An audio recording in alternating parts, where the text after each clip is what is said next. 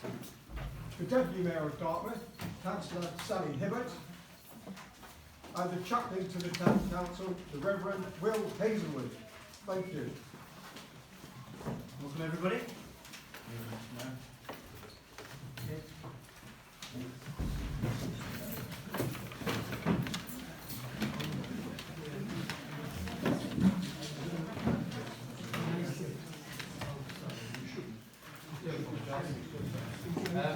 For those who would like to join in prayer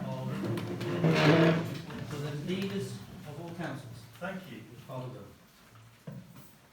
Let us pray. Servant King, you taught us that all who would seek to be first should be last, and all who would lead should serve. But we often redefine leadership on our own terms and for our own gain. We lift to you today all who have the responsibility of leadership, influence and power. We ask for your strengthening where decisions are tough, your wisdom to discern the best way forward, your softening towards those they lead, and your courage to balance risk and safety. Bless every selfless act of leadership they display, for all that is good comes from you, and every servant leader is a reflection of your best plan. We ask this through Christ our Lord. Amen. Amen.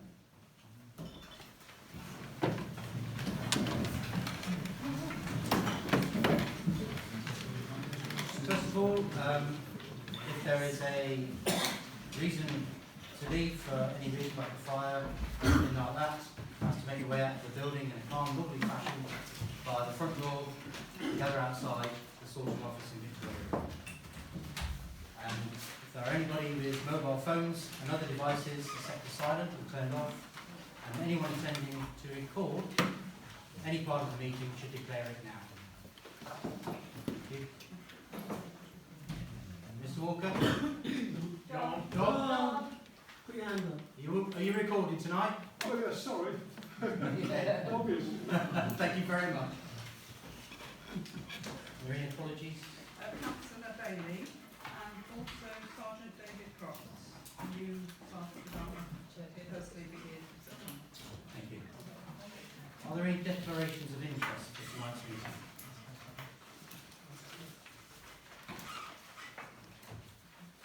Okay, so we'll start this evening then on item 4, Youth Genesis presentation.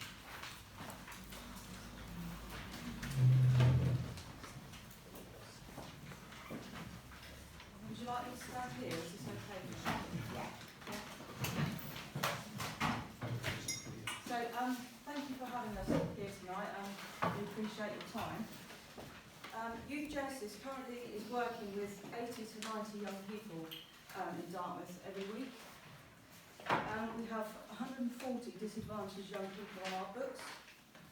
So we have two divisions here at the moment. We have one called The Point up in Town School, and another down here in the centre called Dex at Ivy Lane.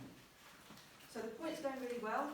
Have about 30 to 40 young people attending every Friday night, and some very, very challenging behaviour.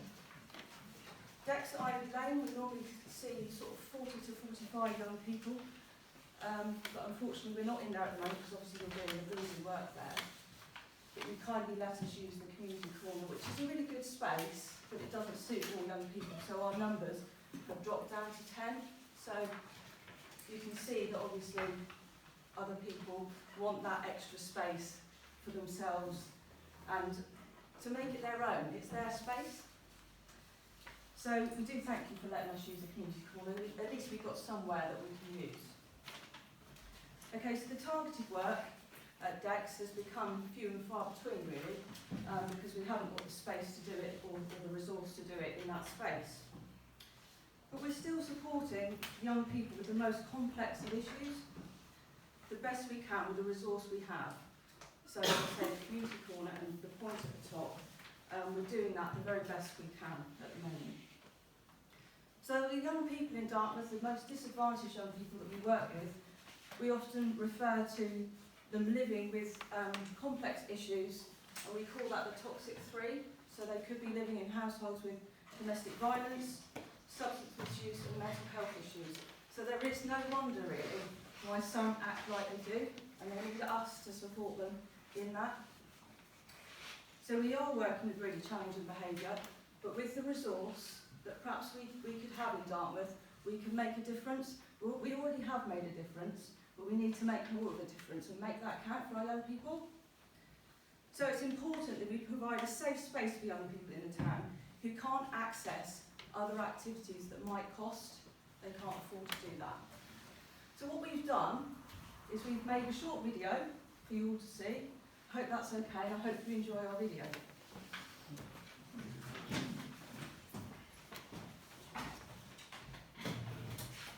I'm sorry the actual speakers aren't working, so it's coming through the projector, so you might have to sort of listen a bit harder.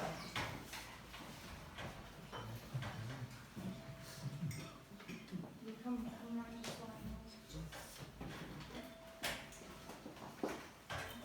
That's it, lovely. I think I might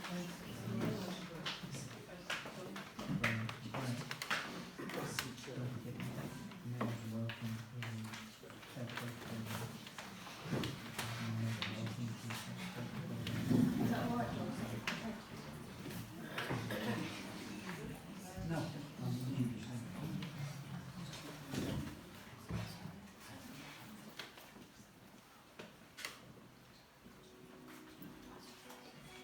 I started off as a young youth here, and I did benefiting from youth services, taught me a lot of things.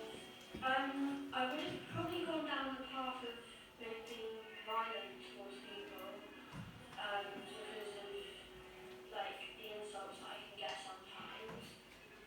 Hi, I'm Maggie. I'm a youth volunteer down here at Dex in Dartmouth. So when I was down here as a kid with my friends and everything, I decided to apply to be a youth volunteer for them and help young children make good choices. I started in January 2017, and since then I've just benefited so much from working as part of a really positive team, and it's a great place for children to come and talk to us and know that they're safe here.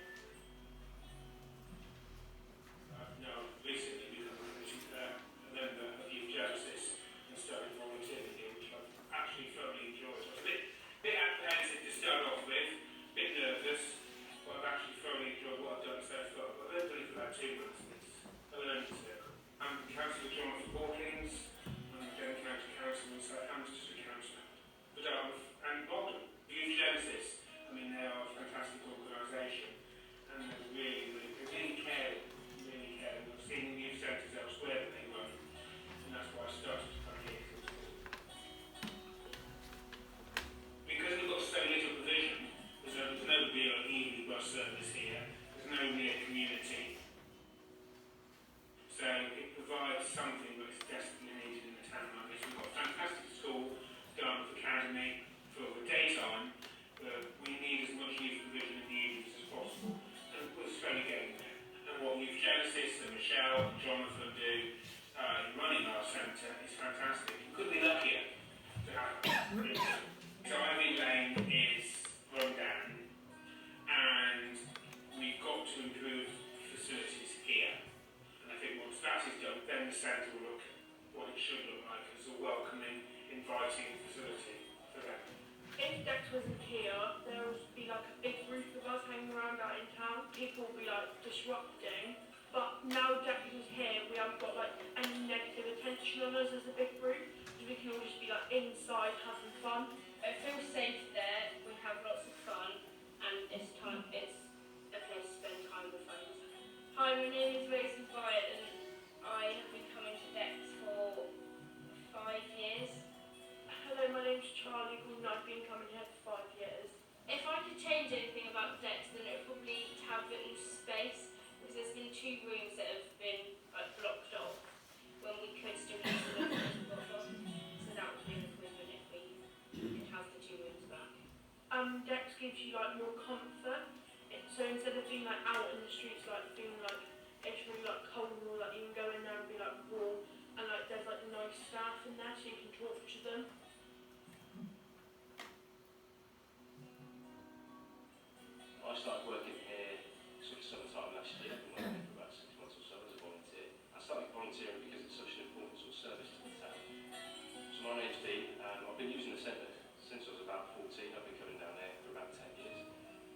reason I came down basically was to come and see firsthand what's going on in the community and to see if I could do something about it, just to do my bit really rather than maybe be so judgmental about it. You know, we came down, well, at the time it was me and a group of guys that had a band together, and it was about hanging around with people in a space that wasn't school, you know, wasn't outside school and was away from sort of parents as well. Being around youth work is a bit different than being with your teachers, you know, it's a bit different than being with your parents as well. The people that you can turn to for a bit of guidance if you need it is there if you need to. Yeah, and they're not an authoritative sort of figure, you know. It's important, it builds a sort of friendship between people. I found it quite interesting coming down and introducing what I learned musically to other young people down there as well. The main difference I've noticed is this next generation isn't as interested in sort of sitting down to instruments and making a band as interested as I was. And I found a young guy who is really interested in guitar. You know, I had time to sit down with him 20 minutes at a time and sort of teach him bit by bit, and week by week he's getting a lot better. And it's just nice to see someone grow like that. It's nice to see someone sort of develop and find something that they really love to do as well.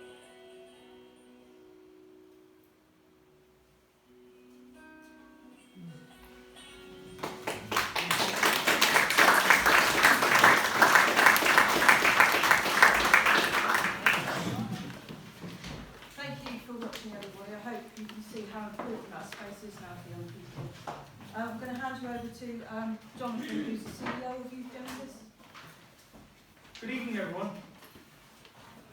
Just very briefly, because I know we've taken up quite a bit of your time, what would have been circulated to the Town Council is a proposal outlining how Youth Genesis could work with the Town Council. And this is really based on some work that we do in other areas, like, for example, and I've used them in the outline, like Cranbrook Town Council and Brixham Town Council. So what we do to help make some of the youth services more sustainable is the Town Council provides some of the preset funding for the youth work. It doesn't provide all the funding, but half the costs. And what that does is it gives it a good foundation, a good solid base for us to run the youth services without having to constantly look for grants, which is a bit of a pain. But also what it does is it gives us some accountability. So what we do in those areas is that we're accountable to the Town Council, there's a working relationship, there's an agreement, there's targets, and actually the council then is investing in the young people. In Brixham it works whereby the Town Council have a community services committee, and what they've done is they've raised the precept on Band D Band D properties, and they use that to fund youth services, and that works there.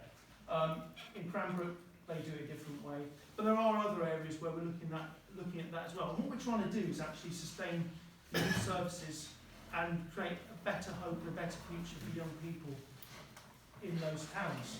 So we hope to do that here as well. Are there any questions? Why Band D properties? I think in Brixham that's because Band D properties are probably perceived to have more wealth. I don't know, that's what they've done in that town. They're not EOS properties. I don't think they go that high in Brixham. I don't know. I don't know. Hello, hi. Could I ask you just how many centres do you run, or how many towns are you present in? Obviously, in your paper, obviously you're here, and in Brixham and in Cranbrook, but are you in other places as well? Yeah, we're in 7 towns, seven locations around Devon. So we obviously got Torbay, that's 3. In Devon we've got, so we're here in Dartmouth, there's Cranbrook, there's Great Torrington, there's Chillington, and also there's Totnes as well. So do you split your office costs? I'm sorry, because I looked at your numbers. So forgive me. I think your work's great. I think your video's brilliant. And I'm sorry you put in numbers, so I've looked at those. You put in your office costs. Now I'm imagining then that, you know, whatever office costs there are, will be split across the 7 towns then, or something like that. So in this proposal, those costs are for Dartmouth. So what we do with each cost, with each funding, so if funding comes from a certain place, it will stay in that certain place. So it's ring-fenced. So any funding that we get for Dartmouth, that we currently get for Dartmouth, stays for Dartmouth, Right. unless the funder is saying they can use it wherever you want. So what does that then cover then? Where does that £2,200 a year? For office costs. Yeah. Yes, that will cover costs like printing, cost like administration, it costs things like so IT. Because you've actually got IT and stationery elsewhere, you see, you've got them costed out at the top. So, I'm wondering, if that's, yeah. Sorry. It's all right.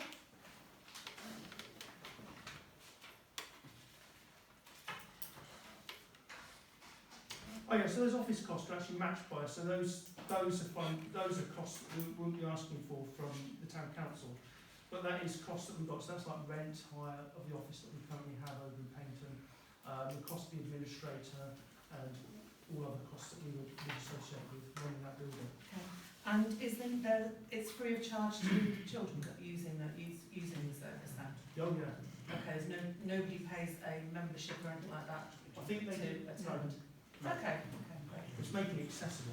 Yeah, no, absolutely. I just wasn't sure if it was a pound of go or something like It that. used to be, it's not now. Okay, all right, great. Thank you very much. Thank you. Would it be useful to have an office based in Dartmouth for the Dartmouth site? Well, we'd consider that. I think we had that in mind with Ivy Lane, but of course things happened with Ivy Lane, so.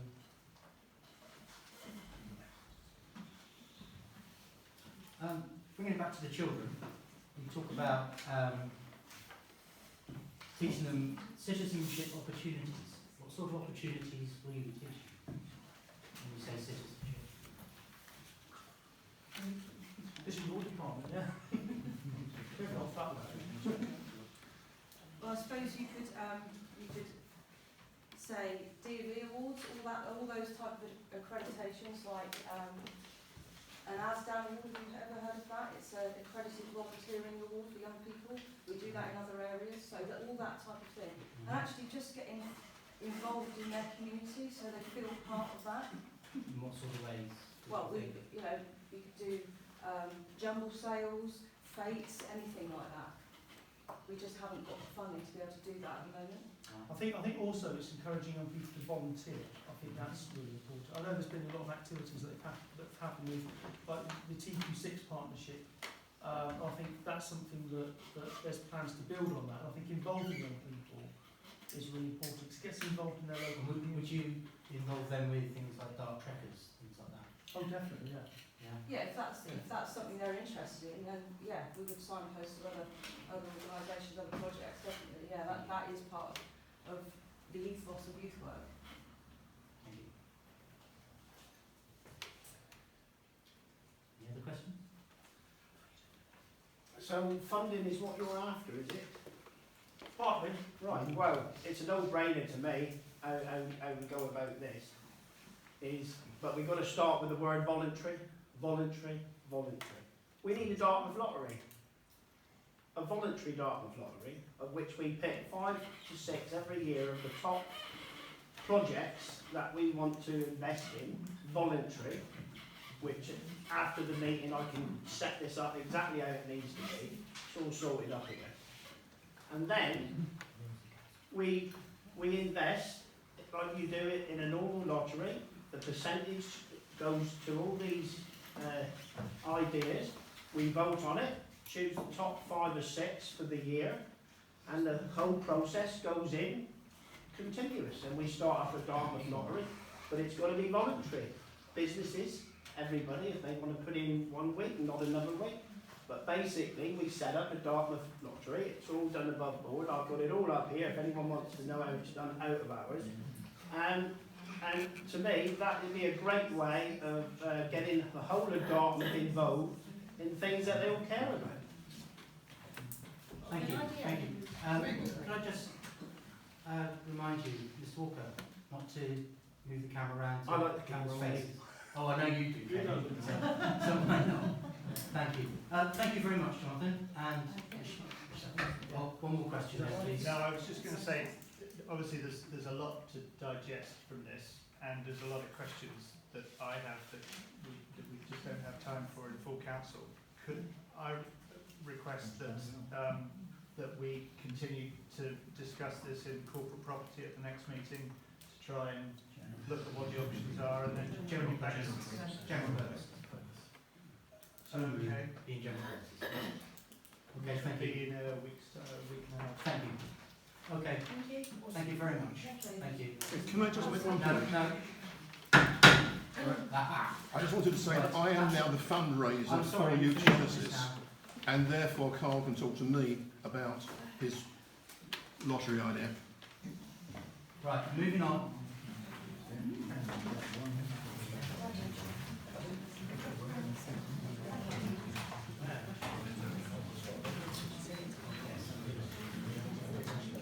Can I just remind, we've got questions from members of the public to the Mayor now. Can I just remind people that it's not a forum for debate or discussion, so please, can you keep your questions to about 2 minutes, please, and one at a time, so that we get answered properly. Thank you. Anybody got any questions? Yes, sir. Thank you, Mr. Mayor. I have 3 questions tonight. We'll take them one at a time, you say. First one. Sorry. First question, and then we'll answer it. Yes. Then somebody else has a That's chance for fine. a question. If we can come back to you. That's Thank you. absolutely fine. First question is, why is this council trying to rescind the no smoking ban in the market when most of this council were elected on a platform of health and well-being? Thank you. Councillor Williams. Just to say, that's going to be discussed at the next corporate property meeting if you'd like to attend. It's on the agenda. I know it is, that's why I asked the question. But if you'd like to attend that meeting, you can answer that. Okay. Okay, thank you. Anybody else got a question?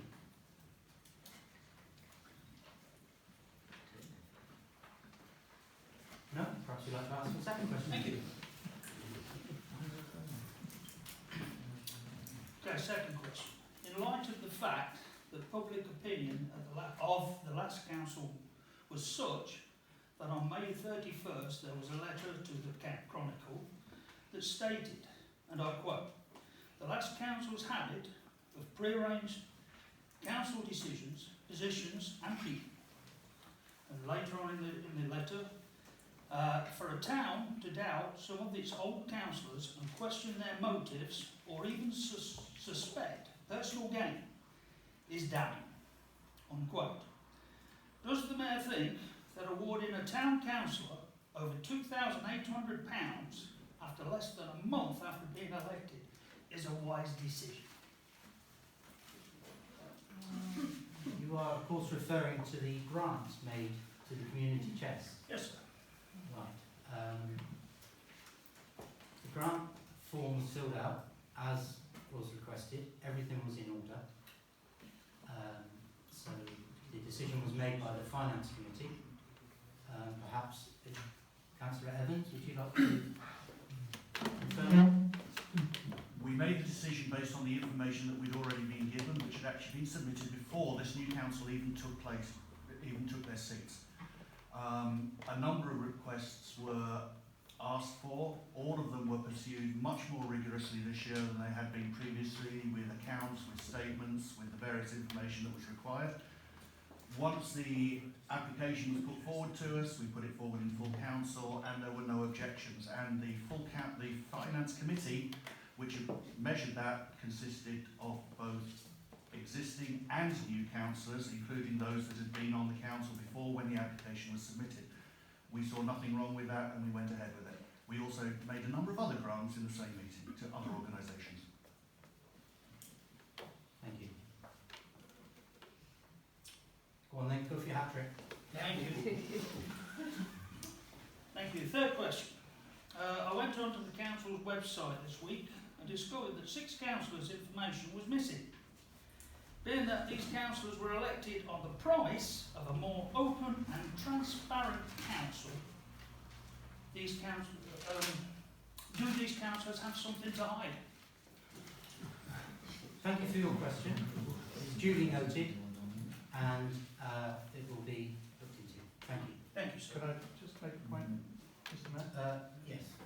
I'd just like to make, just in case anybody here isn't aware, the gentleman that's just asked several leading questions of the current council is a former councillor. Yeah. Therefore, that's an ingenuous, I believe that's a series of ingenuous questions. Right, thank you. If there are no other questions, we shall move on. Okay, so we don't have a report from the Chairman of the Police. Councillor Hawkins, please. report for the council. Thank you, Mr. Mayor. Before they walk out the door, I would like to apologise to all of you as town councillors and the audience, but I didn't realise I was in that video. And I certainly wouldn't have wanted it to be shown if it was on that video. So, but they do a huge amount of work to an all too easily forgotten group of our community. And I know that your town council has changed, and I know that you'll do all you possibly can to help the youth of this town. But perhaps declaring an interest, I don't know, but I'm only a volunteer with Youth Genesis. It would be really useful for all of you to come on a Thursday evening down at the community corner. You won't see many children in there, you won't see many youth in there, because the facilities in there are not exactly what we need, not exactly what we want. Before Jonathan goes, I'd like to second what Jonathan has said. They are a superb organisation. All three of us have given them funding from our locality funds in the past. Jonathan, I would like to thank you for all you've done for the youth of this town as well. So, over to you, I'll let you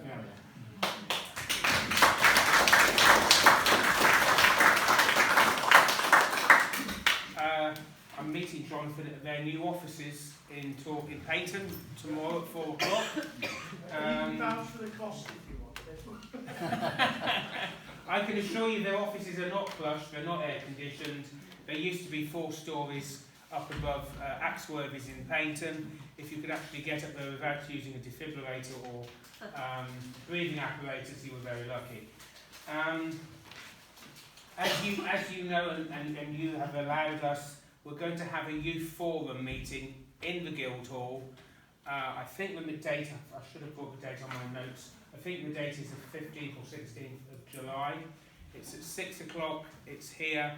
And if you know any youth stakeholder, any youth group that would like to come to that meeting, please contact the town council. They'll give you the proper details and the information.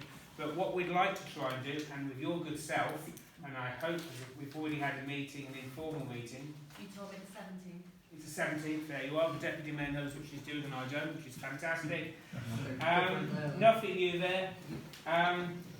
Is to actually try and get the youth of the town to have a voice, so that they can come with their managers or helpers and volunteers, but so they can actually have a voice and tell us what they want our community to provide them with. I've got a meeting in August with hopefully a large fund group that might be able to support the refurbishment of Ivy Lane. And as you know, Ivy Lane is being refurbished, but there's an awful lot that needs to be done there for the youth section of them. We need new settees, we need a quiet room. I can go on for several hours, as you can see with that video, and I apologise for that video again. But we really do need to have the youth of this town have a voice, and actually, because they're the future, we're all the present and the past. Hilary and I are also going to have a meeting with Fusion, who are the operators, as we all know, of the leisure centre in Dartmouth and all the leisure centres in the South Hams and also West Devon. We are organising a meeting because at the present moment they have youth nights in Kingsbridge and in Totnes, which are really successful youth nights. In Dartmouth they have now finished because the leisure centre and the staffing of the leisure centre wasn't good enough to actually allow the entire centre to be given over to the youth. So we've got that meeting this month. To just give you an idea, if you don't know what they do in Totnes, they actually have the entire leisure centre from 6 o'clock to 8 o'clock. They can use the swimming pool, they can use the gym, they can use the badminton courts, they can use the entire centre. And that is what we need in Dartmouth, because as you can tell, I needed the leisure centre far sooner than I've got it now. And it's really important we get those youth to use our facilities and we use our swimming pool, which is important. And when you say members, they only have to pay £1? Yes, yes. So it's a really good thing that we need to roll out back into Dartmouth because it has been forgotten for some time. The Health and Wellbeing Centre, can I congratulate Jed on the meeting last week. The most important issue in my view, and it has been for the last several years, is to get the beds in the community, to get the 6 to 8 intermediate beds, and that is what we've got to aim for. We've got to improve the medical services in the town, and also the present surgery is simply not up to scratch. They're not providing the community of Dartmouth with the services they need, desperately need. Mental health care was mentioned last week as well, and that's something that we've got to ensure. You may know or may not know, but recently I've been made a governor at the NHS Trust. I don't know why I've ended up being that. Tomorrow afternoon I've got a meeting with Mr Ibbotson, the chairman, for chairman's briefing, I'm told, tomorrow morning. And on Wednesday I've got my first board meeting to attend as well. So working with all of you, we've got to ensure that the town does get what we all want, not what they want. But it's a very, very hard, very difficult thing to achieve. Going on to one of the issues which was raised there was the supposed covenant on the MOD Park and Ride car park. It was said last week that the MOD had put a covenant on the car park so that it couldn't be used for Health and Wellbeing Centre. It's only a section of the car park. It's not the entire overflow car park. That covenant is not in place. There is not such a thing, but it does mean that the MOD can have an uplift in the value of that land, and I believe it's in the region of about £30,000, which may have to be paid to the MOD to use that for the new Health and Wellbeing Centre when it's built.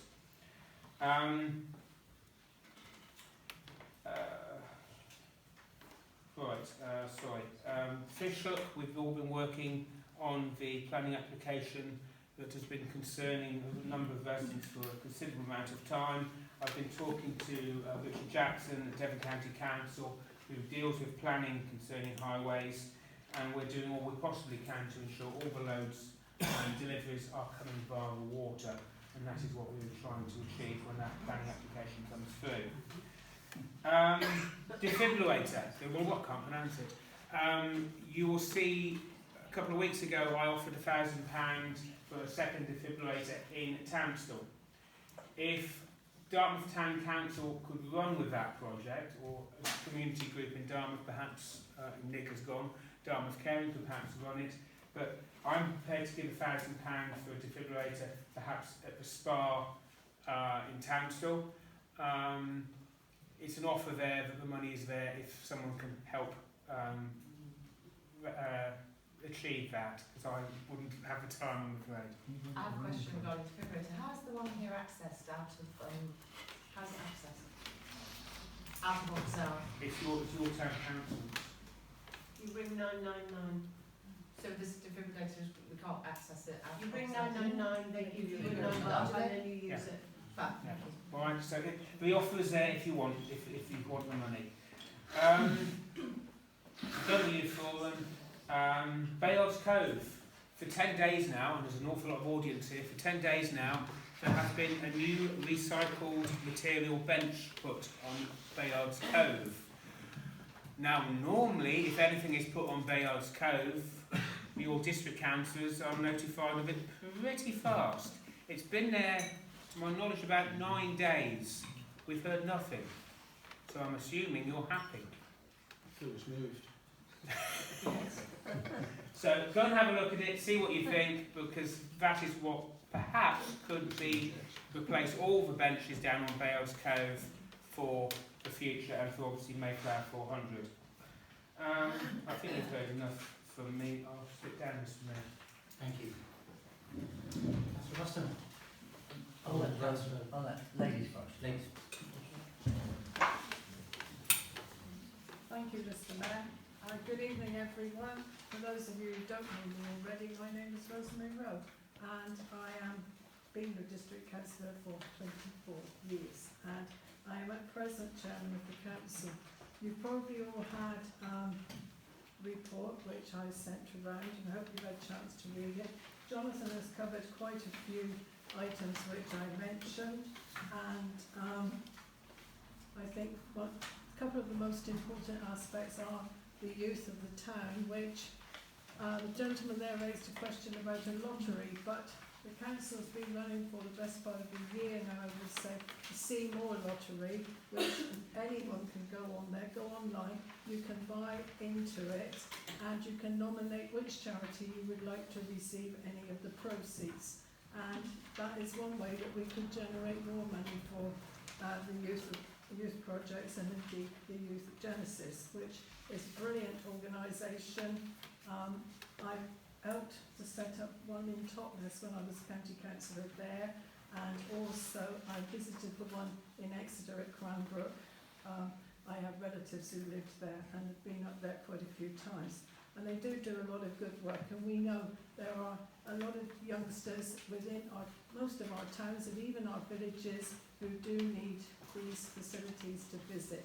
They don't want to necessarily be sat down and talked to. They want to be able to express themselves in a sensible manner, and it keeps them off the street.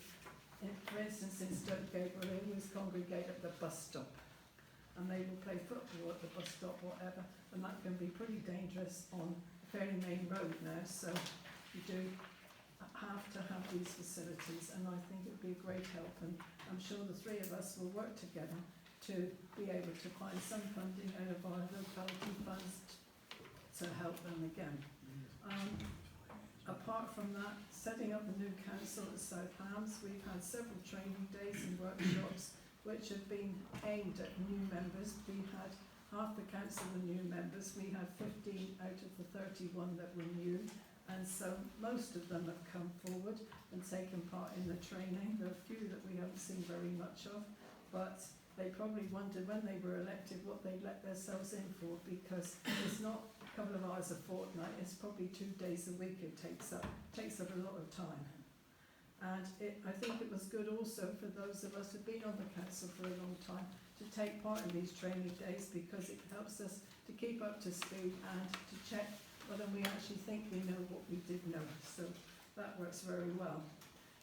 We will be working during the coming months on the capital strategy, which we approved in March, for the ability to borrow up to £60 million, which probably sounds like a lot of money, but given that councils are now being squeezed all the time, our spending allowance from central government's being cut year on year, and we have to raise capital from somewhere to keep up our frontline services, i.e. what most people expect of the district councils, to have their bins collected regularly and the streets kept clean and tidy. And we do our best, but we don't always succeed. And when we don't succeed, people can go online and they can register if they didn't get their bin collected that day. And then hopefully you will get your bin sorted. There are also, I know in Dartmouth or up in Townsend, the bottle banks create quite a few problems up there. So we need to keep an eye on that as well. I'm always getting calls, the bottle bank's full, but we do need to watch out for that as well. Jonathan covered about the Health and Wellbeing Hub, and we're having a climate change debate, emergency debate for climate change, which will be at our next council meeting, which is going to be on the 25th of July in the afternoon. The annual report, which is now approved and is available on the website, and various statistics, which I won't read out to you because you can all read what they are and what we've achieved as a council. We did actually come in with a little bit of money left over, so for the whole year we managed to work the council and we were on budget, so I think that's a pretty good achievement in this day and age. There was a tour of the district last Thursday, which we had for the southern part to help new members understand where there were various planning applications and sites, etc., which we talk about, and the problems which we may have to work for them for the future. And that's all I've got to report, I think, Mr. Mayor. If anyone has any questions? Yes. Thank you. Councillor Yard. I've heard of Northampton Council getting into. Sorry, I've heard of Northampton Council getting into a few issues with debt, and you've obviously been through a rigorous process to get up to 60 million approved. Is that? Can you give any light on the levels of debt that are held at district council or Devon council level, and this has been approved, I presume, by government as well, or can you tell me something about that? Well, I will pass it on to Councillor Barstone because he and Councillor Hawkins are both members of the executive, so they may be able to answer that question. I'm afraid I can't thoroughly. I don't have the best knowledge of it. Or Deputy Leader. Yeah, when we said about thinking about making investments in our communities and taking on this debt, as you call it,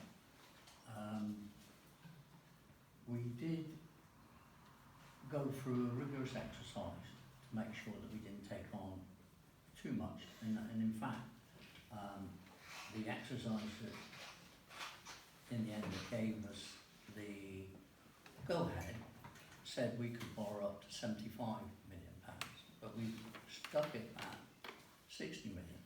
Many councils around the country in fact use that money to make investments, because as councils we can borrow the money at pretty low interest rates and then invest it and get an income from those investments. Some of the councils, like Torbay for instance, are not just investing in Torbay, they're investing all over the country to get the return on that money. As far as we are concerned as a district council, we have got authority to draw down that 60 million, and we haven't drawn any at the present time because we're still looking for good schemes to do it, and our health and wellbeing centre will be one of those, possibly a hotel in Kingsbridge, and other a supermarket in Ivybridge, and also a couple of investments in Salcombe. Those are ones we're considering at the present time. And what you do is you draw down this lending at very cheap rates, invest it in something in the community. It's got to be something that is of benefit to the community, something that brings in employment, and something that gives us a return at the end of the day. Okay? Perhaps you'd like to remain? Yes, I'll pick up a couple of other loose ends. Seymour Lottery, any organisation can sign up to that. And in this town, I've got 3 organisations that I know are signed up to it. That's our very valuable visitor centre. Dartmouth Caring are signed up to it. And I think the Green Partnership as well. No? The Orchard, I think. Oh, it's the Orchard, right. Yeah. Okay. They sign up to it, and we foolish people who want to gamble on the lottery and win nothing, making a regular investment. I think I make £13 a month or something like that, and a portion of that then goes to the organisation which I've chosen as my charity. So the scheme is there. It's not proved as popular as we'd hoped, but it is there. It's not managed by the district council, it's managed by a national company. Moving on to Youth Genesis, as I said, they're a really good organisation. We 3, as I said, have given funding along the way to help them achieve what they want to achieve. Jonathan Oliverio mentioned about Brixham with the Bandy property. I didn't quite get that right. In council terms, we always base everything on a Bandy property. Like in Totnes, their council tax is £175 a year based on a Bandy property. And at Southampton, we're £10 less than that, 165. And you might ask that question, why is Totnes coining in more money than the district council? But that's another question, which I won't answer. But we're lucky in this town that we have got the likes of Youth Genesis. I look at Ivy Bridge, they've got a superb youth centre, and it's just stood there empty since the county took away all the youth organisers, and it's just stood there. And somebody like Youth Genesis would be great in that town. And don't forget, Ivy Bridge is the biggest town in the South Hams. It's a shame. As far as Fusion is concerned, Jonathan mentioned about the meeting with Fusion, and I'd like to go along. But my reason for going is different to Jonathan's. As you know, our magnificent outdoor open pool is open for swimming, and had a brilliant summer up there last year, and hopefully the weather will be good for them to have a brilliant summer this year. But one problem is getting lifeguards, and last year I tried to persuade Fusion to take over the management, because it would be so easy for them to use some of their lifeguards on the outdoor pool as well. So that I want to follow that through again. And talking about defibrillators, we would like one outside the rowing club, Jonathan, if you've got some spare money. And for those of you that feel you like some training on a defib, it is possible in Dartmouth. You can get training. And I'm desperately trying to think of the guy's name. Malcolm Matthews. Yeah, Malcolm Matthews, that's it. Anyway, moving on to the things I was going to mention tonight, Mr. Mayor. First one is the D-Day, 75th anniversary of the D-Day, the D-Day commemoration. I thought it was excellent this year, and there was a really good turnout. I've been linked with the LST and Landing Craft Association for several years, and we used to organise it when we had veterans still coming here to... Have I upset you? Because I was going to say some nice things about you, Ruth. Because I would like to thank the council for doing... They took over the organisation through Councillor Lyon and Councillor Randall a few years back, because we've got 6 veterans left in the whole of the UK, because none of them are capable of getting here. And so I'd like to thank the council for the magnificent effort they did, and also to Ruth for what you put into it, because you did put a lot of effort into it. Thank you for that. And I did have a thank you card from the daughter of a veteran's wife who was here. He died 3 years ago probably, and his funeral was actually on the D-Day commemoration, and I ended up laying the wreath because none of them were here. But yeah, and a really nice thank you card from them to say thank you for all what the town council did. Moving on, at the last meeting, Councillor Williams, you said to me about you wanted some figures about holiday homes. I'll let you have this afterwards. Because there's quite a long... No, there's quite a long explanation with this, which I won't go into, because it's not easy. It's not easy to work out those figures, but basically, on council tax in Dartmouth, there are 3,413 properties currently banded for council tax purposes, right? You need to write it down, I'll let you have this. You're charging. 508 of those are indicated on council tax records as furnished, but no one's sole or main resident, which would possibly indicate that they were holiday homes. On non-domestic rates, that's business rates in Dartmouth, there are currently 802 properties assessed for non-domestic rates. 356 of those have a description of apartment house, and 278 of those 356 claim small business relief. Of that 356? 278 of that 356. Yeah. There was something else I was going to read to you. Yeah, but they've got to be empty for 140 days. Yeah.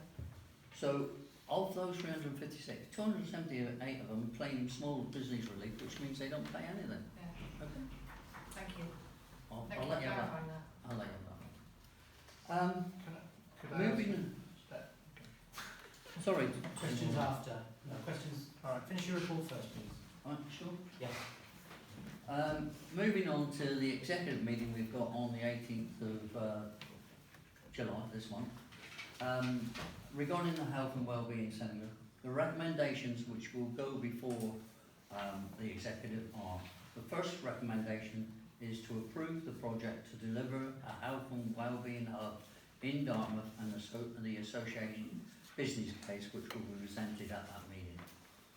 The second recommendation is to approve the borrowing identified in the business case under the delegation provided by the commercial property strategy. And we approved that strategy, which we were talking about, the 60 million, last September. And recommendation 3 is to delegate to the head of assets practice the authority to enter into leases and associated legal agreements associated with the project with a longer term than the delegated limit of 15 years. And the final recommendation, recommendation 4, recognises the minimal impact that the proposals may have on total parking capacity in Dartmouth and instruct officers to bring forward proposals for consideration to mitigate the loss. Okay? Is that all clear on that? I can let you have a copy of that. I went to Mitchelmore's Property Awards 2019 Gala dinner, which was held at the Sandy Park Conference Centre on the 13th of June. And there was quite a number of awards made that evening. I'm trying to find the one that is important for us here in Dartmouth. And the residential project for the year, which was for 36 units and over, was won by Baker Estates for their development of Great Court Farm. And I have to say, if you get the chance to go and have a look at those properties at Great Court Farm, they are really nice. And hopefully that's the type of property we will get here on the top of the hill. Also, in Southampton's had 2 entries in that category. There were four finalists, 2 of them from Southampton, the Great Court Farm and Sherford, and it was great that Great Court Farm won the award. I'll leave it there, Mr. Mayor, rather than drag through the meetings that we've had this month, but that's the basis of my report. Any questions on what it is?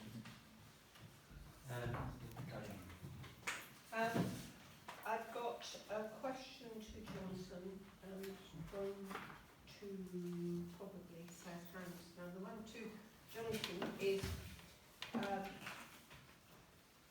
could we possibly consider having an electric charging points in town for cars? Because we should all be looking at that. And possibly the Park and Ride and Mayor's Avenue car park, possibly the embankment might be sensible places, but I think it's something we ought to be thinking about. I'll let Hilary answer that, but yes, Southampton it's not a county issue, it's a Southampton council issue, and Southampton looking into that. Yeah, we are. We're considering that in a minute, but we're only talking about 2 spaces in the car park at the moment, and don't forget we've got other towns to put them in as well. We've already got 2 in the Fulton House car park, which is used by Totnes residents. But yeah, it's a good idea. I mean, I'd like to take it Mayor's Avenue a bit further than just putting 2 units for electric cars. I'd like to put another tier on it so that we have more parking in the town. Yes, yeah. And the other issue I have is we've got the thorny problem of vets again. I was approached by a woman who was absolutely red in the face and getting desperate because she had an appointment at the vets, which is now an appointment system only, and she could not find anywhere to put her car somewhere near where she could get her animal into the vets. Now they park on the back, but you've got some very zealous chaps at the moment, and that is county council. And But County I Council, have an can they opinion. please have a word with the chap at the back of the vets? Because it really does cause huge problems for very little return. I have an opinion though, which is if you turn the Mayor's Avenue car park into a pay and display car park, you would get a turnover there and it would be close to the vets. I don't think you'll find that Mayor's Avenue car park is anywhere near the vets. No, I was talking about the market car park. You said Mayor's Avenue. I did, I say Mayor's Avenue. The market car park there. You're thinking where he is. I was just going to say, could I make do I have to stand up? No, but I was going to stand up to answer. Okay, I was going to make a suggestion on the vets. There's a very wide pavement bang opposite.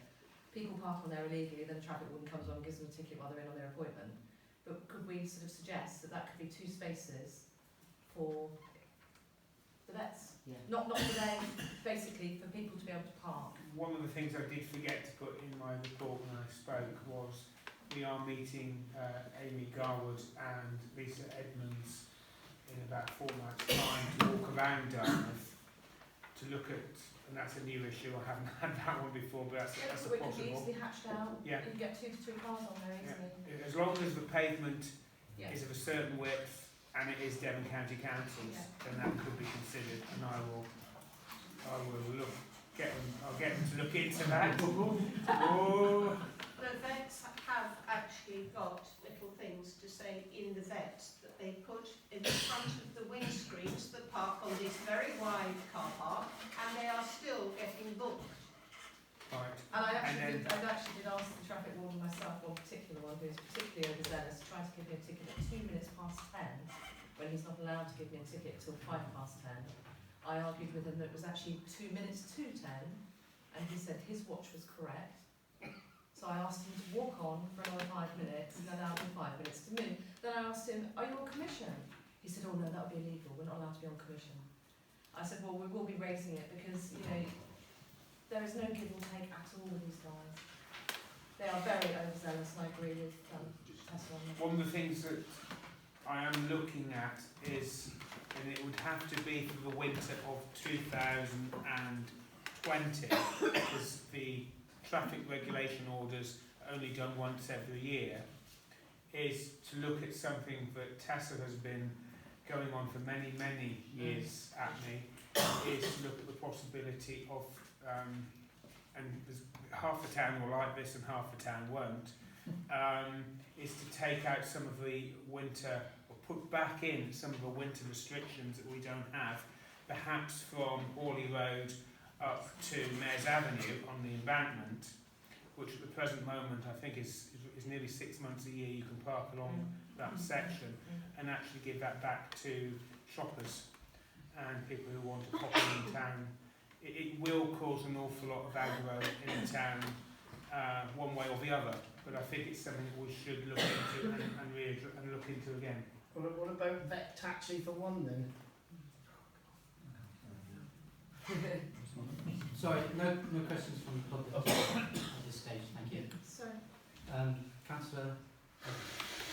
While we're on the subject of parking, at which point does it become more economic for South Hams to actually tow a car that looks like it's worth about £1,000 than it is to put the 19th parking ticket on it when it's been left in Lower Street? Because we've had cars, there's a car in Lower Street now which I have counted over the course of the last month and a half has acquired 19 parking tickets. Even though somebody comes out and takes them off every now and then, you can still see the spaces where they've been stuck to the windscreen. Can I suggest that you send a photograph of the car to me, and do. I'll get them to look into that for you. Thank you. Okay, one more question. Councillor. It's a very simple one. I was interested in the holiday home statistics. Could we make sure that that's circulated to all the councils? Yeah. Okay, no, that's it. We have to move on. Sorry. Oh, Mr. Mayor. Oh, I'm so sorry.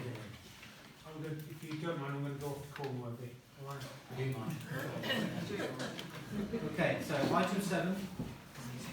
To approve the minutes of the Town Council meeting held on the 3rd of June.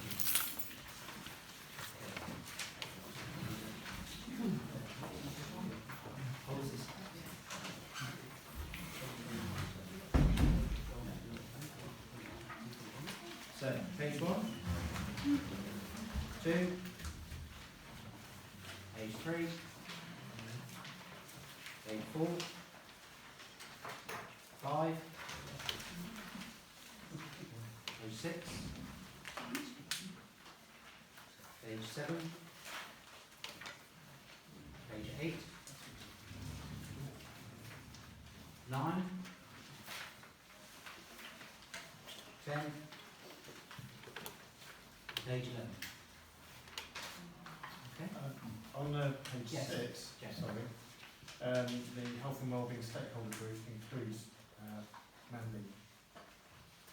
Please can you... Okay.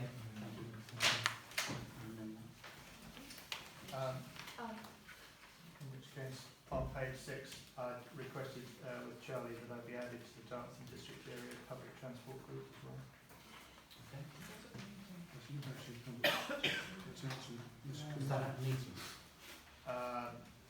No. So does that Mr. mean... Mayor, could I clarify, Mr. Mayor, because that group is not actually a town council committee, it's kind of semi-detached. We are intending to meet in about 2 weeks' time, and I will be inviting... Sorry, could you start again, please? Right. The group is not actually a town council subcommittee. It is an independent group, which just happens to have a lot of town councillors on it. We are meeting again in about 2 weeks' time, and I will invite every town councillor who wishes to come and enjoy it, Okay, thank you. including Adam. Okay. So we move to approve the minutes, please? Oh, Sorry, page 7, number 31, before we change to the property committee membership. Can you confirm how many committee members are allowed on each committee, please? Because I think that needs discussion. okay. Duly noted, thank you. Okay, so let's move to approve, please. Councillor Case. Second. Councillor Evans. All those, show of hands, please. Against?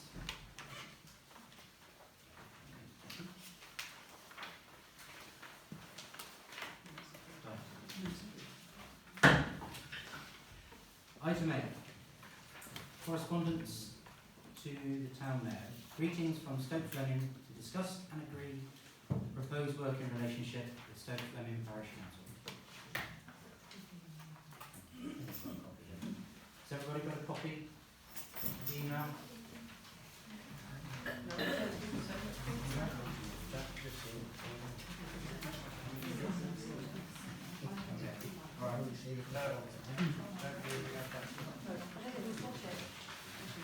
Okay, so I'll read this out. It says, Dear Graham, I'm currently chairman of Stoke Fleming Parish Council and following the recent elections, my colleagues on the council expressed a desire to try and arrange a meeting in the hope of establishing a friendly working relationship between the two councils, but thought that we should wait for a month in order to give you time to settle in. I obtained a list of the makeup of the new council from your clerk earlier this week and was told that you are the new mayor and Sally the your deputy. If you would be interested in meeting in order to get to know each other and exchange views on possible matters of common interest, the development of Cotton Springs to mind, do let me know. I will, as it happens, be in Scotland from tomorrow for a week on a family visit. Kind regards, Struan Cooper. I'll move Mr. Mayor that a delegation of Council 2 meet for the initial talks to see, because it's very important that we do get a relationship, because as you know, found out that all the new houses are in Stoke Fleming land, and that's where the taxes are going. Thank you. Okay, so shall we, who would like to be on that? Need a second. Need a second? Just a, So second, please. Thank you. Councillor Gallian. leave it to you, Mr. Mayor, just.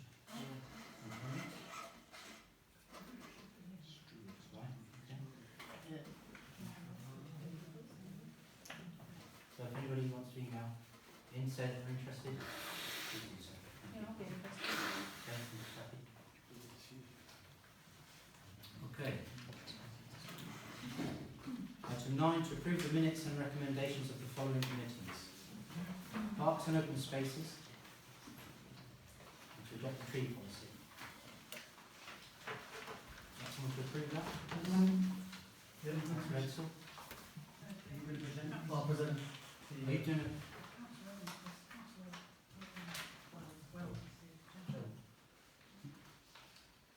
Yes. Can I do minutes? Page 1, Yes.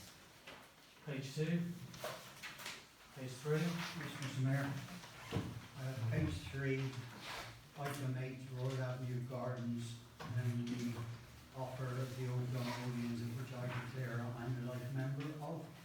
If you remember, that the council just talked about this and gave permission for it to go ahead and refurbish the archway. And it was agreed that because of the lateness of the hour, it would not be done till September.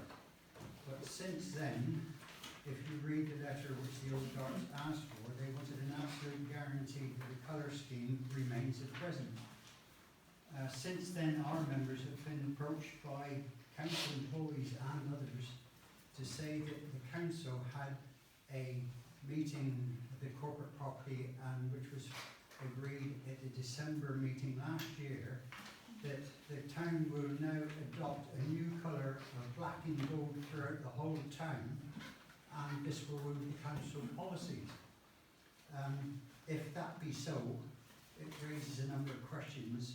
The Old Darts have actually raised a lot of money to have the bandstand refurbished, the Royal Avenue Gardens, the fountain, and different things, and they certainly weren't consulted, nor do I believe anybody else in the town.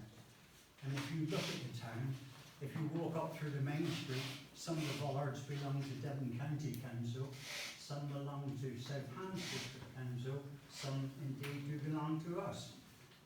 But if this is going to be the state of, it's going to be black and gold, and likewise we've been talking about Baird's Cove. Baird's Cove is not under the jurisdiction of this council, and yet we've made a resolution that the whole town adopts new colours of black and gold. I would just say that we've had a council since 1690, good, bad, and in different councils. We've had corporate government, we've had borough councils, we've had everything, and to think that we need to have a corporate colour and change it all from what we traditionally had seems a little bit that we haven't got anything better to do, because the green colour was the old borough colour. It was what our dust carts and bands were done. It was our old school colours for our sport shirts and everything else when we were at school. And quite frankly, to change it to gold and black in this day and age would mean, almost suggest that we haven't got anything better to do. So I would like to suggest it's now past 6 months since that resolution was made, and as we're now entering the season, silly season of the summer, could I have this put on the September corporate property so that you can reconsider that to see what colour you actually wish to reconsider? Correct me if I'm wrong, but I thought we had agreed at the meeting to do it in the Old Darts colours. Yes, I thought we had. Yes. Yeah. When they come up about the Yes. said we'll carry on with it. Yes, please, I've been around a long time, I'm not silly, I'm producing what has been done, and this was already outdated by this meeting, which was held by the last council, which adopted, which says that the new colours are black and gold throughout the town. Thank you. Councillor Diane? Would it be possible at this meeting now to just formally say that we appreciate what the Old Darts are doing, and if they wish to paint it green, we would be very grateful. Absolutely. Councillor Mr. Mayor, the previous committee meeting, it was decided that it was inappropriate for that particular piece of ironwork to be black and gold. The colours it is now should remain. Thank you. Will we vote on that? Yes, please. Before you do, I'm sure that our members would be delighted, but we would like to go along with that for the Avenue Gardens, because there's many other things that they've been involved in the Royal Avenue Gardens, and if we're going to isolate just one painting aspect, Okay. they're say. We'll look to put it on the agenda in September. But in the meantime, we'll vote on the restoration of the arch. So all in favour of painting it in the Old Darts colours? Any against? Okay, it's carried. Thank you. Page 4, page 5, page 6, page 7, page 8, page 9, page 10, it does go on, page 11, page 12, page 13, page 14 and page 15, and also adopt the policy of the tree policy adopted, set by Rob R. Dartmouth. Okay. So, second. You have a seconder for those, please? Councillor Edsel. All in favour? Thank you. Any against? Okay. Thank you. Personnel committee. So mine's nice and easy. So page 1 and page 2. Second for that, please. Any questions? Yes. Councillor Williams. I wasn't able to attend the full personnel committee meeting as a member of the public.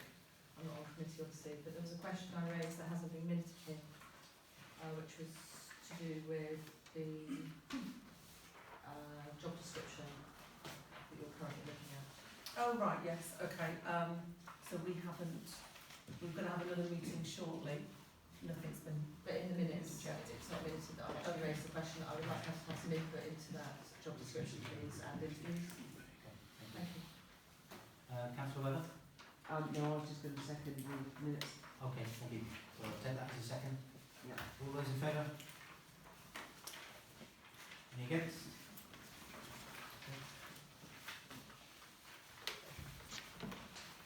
Planning committee, yes. Planning committee minutes are just for noting.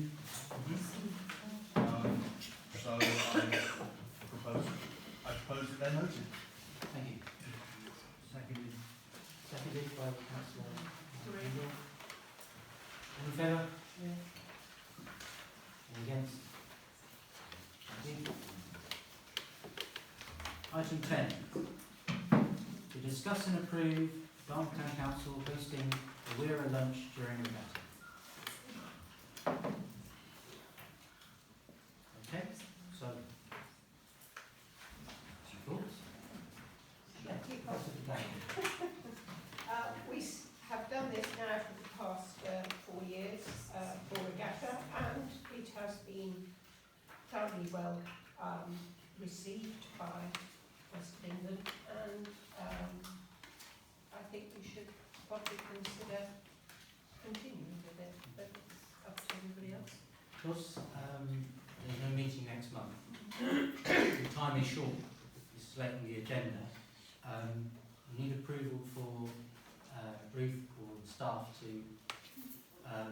get 3 quotes for the catering and go ahead with that, because we won't have time to approve it full house before. Do we know what kind of ballpark figure we're talking about? Yeah. There's £2,000 put in the budget, and not already budgeted for, but we didn't know whether the new council wanted to go with it or not.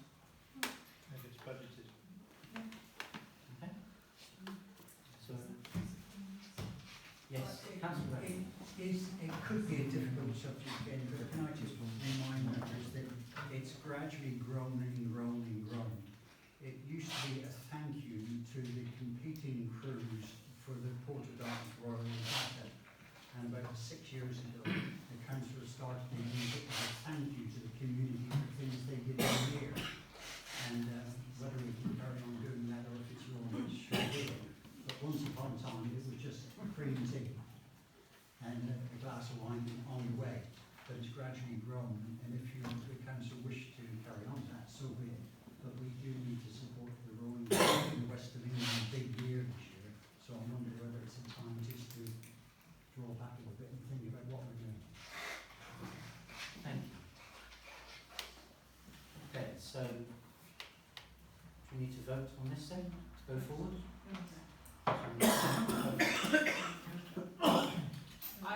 May I just clarify? Sorry. So are we voting then on whether we want to go ahead with it and support it, Yes. and then have a secondary discussion as to what level that support might be?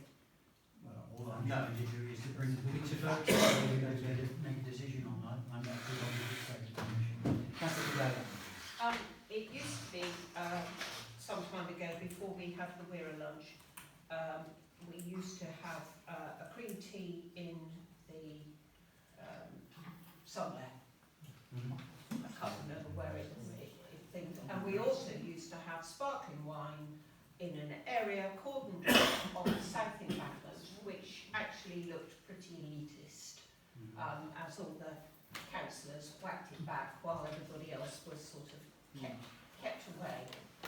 And it was thought about and agreed that it would be a good idea to have a lunch, which actually was for the people that came to our town, that we were giving them hospitality and showing our town off to the best of its thing. And that's where the Weir lunch has come in from, what was a cream tea and a glass of wine originally.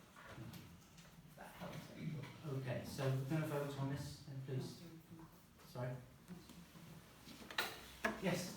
Just to say that in view of the time constraints, I would suggest that we vote on it for this year, and if any councillor feels strongly that what's happening is wrong or should be considered differently for future years, then they should bring it to the relevant committee for next year's lunch. Okay. So, proposal please. I'll propose. Thank you, David. Seconder, Councillor Evans. All in favour? Any against?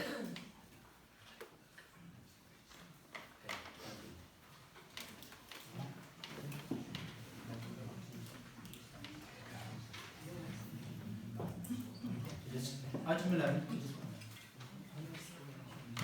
Sorry, we already. We're quite happy for the office team to organise the refreshments. Yes. Okay. Item 11. To discuss the creation of a community-led neighbourhood plan group and express interest in supporting said group. We don't need to vote on this because it's a community-led project. Councillor Evans. Mr Mayor, thank you. One of the things that we desperately, I believe, need to do in this town is to resurrect the neighbourhood plan, which the previous council said no to. We need to be aware that there are a number of things with a neighbourhood plan. The first is that a neighbourhood plan does not happen overnight. We're looking at a lead time of some couple of years to do this, which we need to start and progress forward. The second thing is that the neighbourhood plan, by definition, is actually generated by the neighbourhood with the support of the council, rather than the other way around. The third is that while there is funding for the neighbourhood plan, some of that funding has already been used previously in the neighbourhood plan that was closed down, and some of that was used for surveys and for data. The data actually has a limited working life, and we need to ensure that that data is still valid now that we're resurrecting that community plan, so that we don't have to go out and recollect all of that data. We are in a position whereby we have certain information from the previous neighbourhood plans, and some of that information can go forward, but there is still a lot left to do. We have identified some leading figures from the local community who are keen to work with us in order to do this, and we recommend that we set up a small group to identify the best people from that to take forward to the permanent committee, with maybe one or two councillors to liaise and to report back, and which of the other people in the community would be best brought in for specialist topics in relation to that committee, so that they can be brought in to advise on specific issues. On that basis, I would like to put myself forward as the first councillor to go for the neighbourhood plan and to continue with the organisation of that committee, so that we can actually get this thing moving and move it forward in the near term as opposed to in the long term. Thank you very much.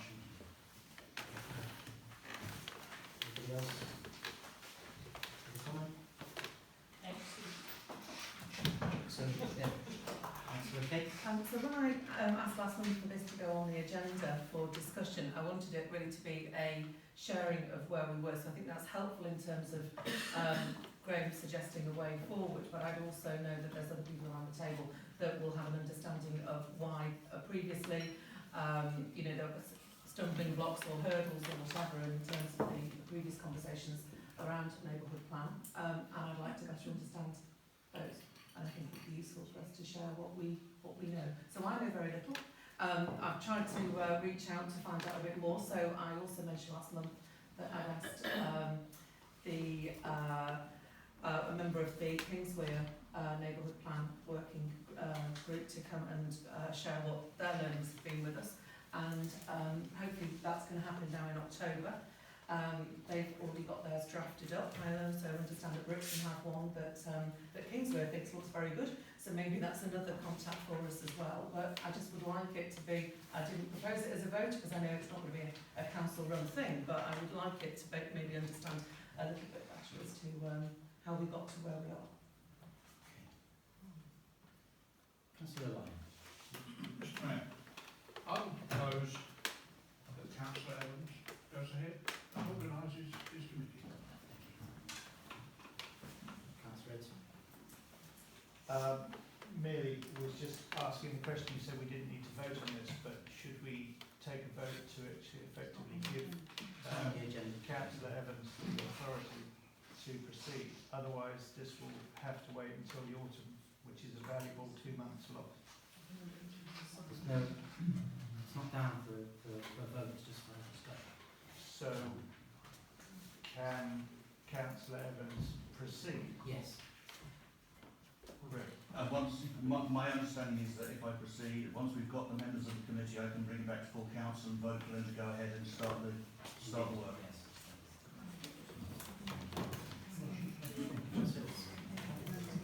Only, Mr. Mayor, that the word that you need to remember is facilitate. The word is facilitate. The council does not have to take responsibility, but it has to facilitate to ensure that it does happen. And quite frankly, I'm happy that it should because it's very, very important to the town. But I'm a little bit disappointed, even though before we've debated it, I think I know who's going to be the chairman in different ideas of this is all we're going about. Sorry, can I just stop you, Councillor Rendell? Your shoes are really screwy. Sorry. I stopped polishing them now. I might get you a mat for you, yes. We are there to facilitate it. Leave it alone. Just on Councillor Evans. Thank you. No idea what he was talking about. Okay. To discuss and approve a complaint policy. Is that Councillor Kate? Yeah, so I've had a look at this, as you've got it in front of you, you should have it in front of you. I've had a look at this in light of what we currently may do in terms of complaints that we might receive, how we handle those, and also what other councils do as well. And so I've done a bit of a look round, taken what I consider to be maybe not necessarily saying best policy, but certainly a good practice, and would suggest that we go ahead, unless of course any of you have any concerns with it. I would suggest we go ahead with this and adopt it. The only point that I would say is for point number 1.5. There's been a discussion, or needs to be a further discussion maybe between Charlie when she's back up from leave, myself and Mr Mayor, as to whether that should be in the first instance Chair of Personnel and Town Mayor. But when I spoke to Charlie, she basically said we could approve of it, with the understanding that that could be altered. And obviously, sorry, if we alter it in 1.5, there'll be knock-on sections elsewhere that it will be altered, but that's the same bit. Okay. Councillor Wilson. The only thing I'm a bit confused about, Diana, is it says here the complaint of an informal complaint, this is point 2.4, will not be updated on the progress of resolving the complaint beyond being initially informed about the intended course of action. Yeah. Well, surely if you made a complaint, you should be kept in the loop as to what's going on. Well, yeah, potentially this is more like if it's informal, as in it's not in writing, you haven't necessarily got contact details for them and all that sort of thing. I think it can be, if somebody says something to you and you think, okay, I'm going to take that away and look into it, you can do that without there being necessarily going back. Yeah, but I think if you take a look into it, You need to follow it back to them. I think you Okay. do, yeah. Okay. There was, on some other councils, there's the acknowledgements or recognition or whatever, that some complaints will be anonymous and therefore you don't have, or they don't, you know, they don't necessarily want to know, they just want you to know that kind of Could we thing. just tweak it Yeah, slightly? we can do that. Yeah, thank you. Councillor Edson, you had a comment? No, I suppose my only question is if we're tweaking it, can we approve it? Or do we have to wait until it's been tweaked? Well, that's just a proposal to amend, isn't it, or something? Yeah. Okay.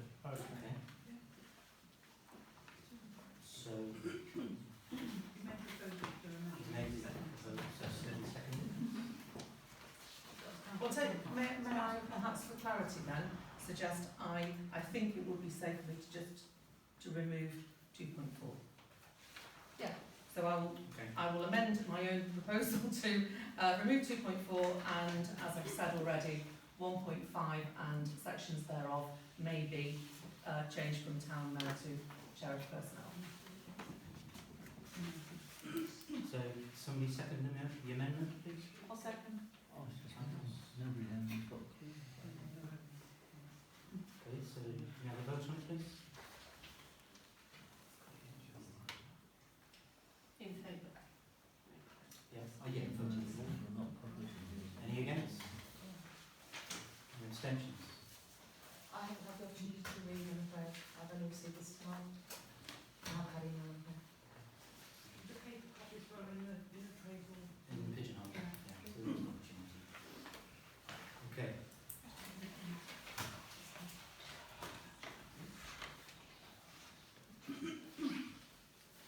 Okay, item 13, please. To discuss and approve the additional appointments of representatives from public bodies and associations. On the committee? On the regulations. Okay.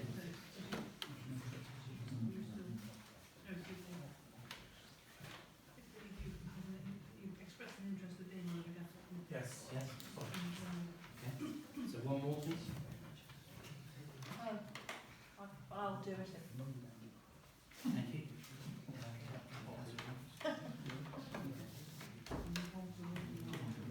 One representative for the Wilton Memorial Trust. Oh, yeah. Okay? Yeah. Of course.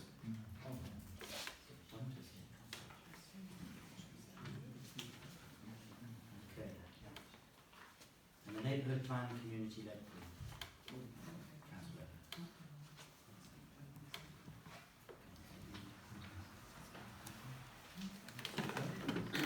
Okay. Move on to item 14. Discuss the statement of opposition to the removal of the park and ride overflow car park and agree a way forward. Councillor Edson. Yes, at the last meeting we brought this statement to the council's attention. Obviously too late to vote on it, so since then the councillors have had the opportunity to read it. It's intended as a statement to put down a marker by Dartmouth Town Council to make it clear of their position in relation to the suggested health and welfare centre and obviously the impact on the parking. However, since that statement was drafted, obviously there have been several meetings with council officers and also statements made in the press, and so I would like to propose an amendment to that statement, which all of the councillors should receive, which would replace the middle sentence of the three sentences in the original statement. Do you want me to read that out? Yes. The amendment basically reads, "We therefore welcome District Councillor Hilary Baston's assurances in the Dartmouth Chronicle 2 weeks ago that no park and ride spaces will be lost. and the late inclusion of this issue by Southampton District Council in their July 18th meeting, but would insist that both parties bring forward concrete plans to guarantee the protection of this vital element of local infrastructure comprising over 130 car parking spaces. So I'd like to propose that we release the amended statements to obviously our district and county councillors and to the officers that were present at the meeting last week with councillors. Thank you. So we've got a seconder for that, please. Councillor Young. And all in favour? Any against? Any abstentions?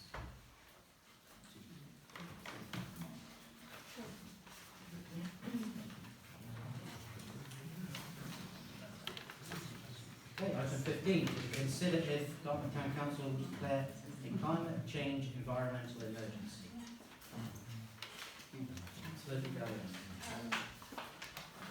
I've asked to have this put on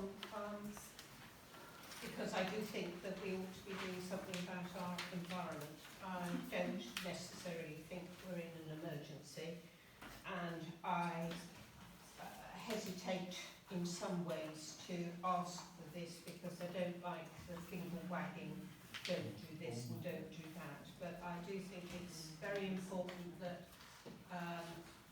our town is respected from those that live in it and those that visit it. And I would like to see that we are doing all that we can to keep it as fresh, beautiful and nice as this has been. And to the woman who changed her baby's nappy in the side of the street, wrapped it up and threw it underneath somebody else's car and moved away, I don't think those sort of people should be welcome here. Nor the people that empty their car ashtrays on the side of the road and expect somebody else to pick it up. I spend a lot of time picking up rubbish. I'm not the only one, I know a lot of other people do it too. But I would like to have a little bit more responsibility in our town, and a bit more respect, and that's why I've put this on here. And I think we should do everything that we can to keep our town beautiful. Thank you. Councillor Wellman. There's a lot of local town councils that have gone on and voted for the environmental changes. And it's not just to do with rubbish, it's also to do with CO2 emissions and things like that, which is something obviously you were saying about having the electric flowing for the cars and things. It's about all of that coming together. And especially seeing we live in an environment where we've got a river here that we need to look after as well. So I think it's the thing that a lot of councils are doing now. It also makes good business sense because it's about cutting down waste and energy and logistics. All of these, as you say, produce the impact on the environment. So it makes good business sense if we can begin to incorporate it into our policy and way of thinking. I absolutely agree that the council should be doing everything it can to mitigate the town's environmental damage. I do think that this climate change emergency is significantly different to just littering. I think it's enormously wide-ranging, and I would struggle to vote for anything today that we didn't really understand the full consequences of. I believe that a climate change emergency has aspects of planning that we don't understand. It has aspects of car use in the town, car parking, and many other things that, were we to adopt it, we may be bound by. And it would be reckless, I think, for me to vote in favour of something that might significantly impact the town's people and their businesses without understanding exactly what that adoption of a climate change emergency is. So I would like to recommend that perhaps Tessa, who brought this up, would like to look into this more deeply and then bring back something that we can all consider and understand so that we know exactly what we're voting for if we do this. Yeah, it's not on the agenda for voting on, merely for consideration. Oh, yeah, sorry. Councillor Bond. We're saying, are we discussing this about making it for the entire town, just for the council itself, such as what practically can town council do to counteract climate change? Something practical like changing our power supplier to into renewable energy rather than a normal power supplier. That's something we can think of. You should encompass everything, by example, so something to discuss. Councillor Williams. Thank you. Just briefly, I made aware recently of a new bylaw or law that's come in that you're not allowed when you're standing in traffic to leave your engine running. And this needs to be sort of put out perhaps by the council in Dartmouth. Also, it's been noted, somebody said to me that the ferries, like when they're idling, they're just running their engines from like 5 o'clock in the morning or 6 o'clock in the morning till, some say they're not, some say they are, but it's been, somebody did go down there and have to do a survey with the public and suggested that maybe they could be switching their engines off when they're idling. Just a thought. Ferries. Ferries. No, not the high ferry and the low ferries. I'm talking about the passenger ferries going across. Apparently they are idling while they're loading. Which is Having walked round town today, I can assure you that there are actually signs down there to say turn your engines off on both the hire ferry and there are 3 on the wall at the back of the ferry slip. I have asked county, I think it's county, it might, I'm not sure, it might be being done in Southampton, but they are going to put 2 further signs on the south embankment, turn your engines off, like the ones that have already been put in the coach bay. There are 2 going on the wall on the north ferry, and I have asked to have 2 put outside the playground up here because Openreach had engines, 2 vans running for over an hour the other day to charge up their batteries, so I am on their case as well. Stagecoach I have also been on to, as I found their bus was running with no driver anywhere in sight, who had just come out having bought his lunch, I think, from McCoy's, and asked him if he could come with me and look at the sign, and I was told that his bus wouldn't work if he turned it off. So I took a photograph of the bus, got in touch with the Stagecoach and said that I think this was very good and the bus driver is going to be disciplined because it was packing pies. Thank you. Perhaps So I am on the case.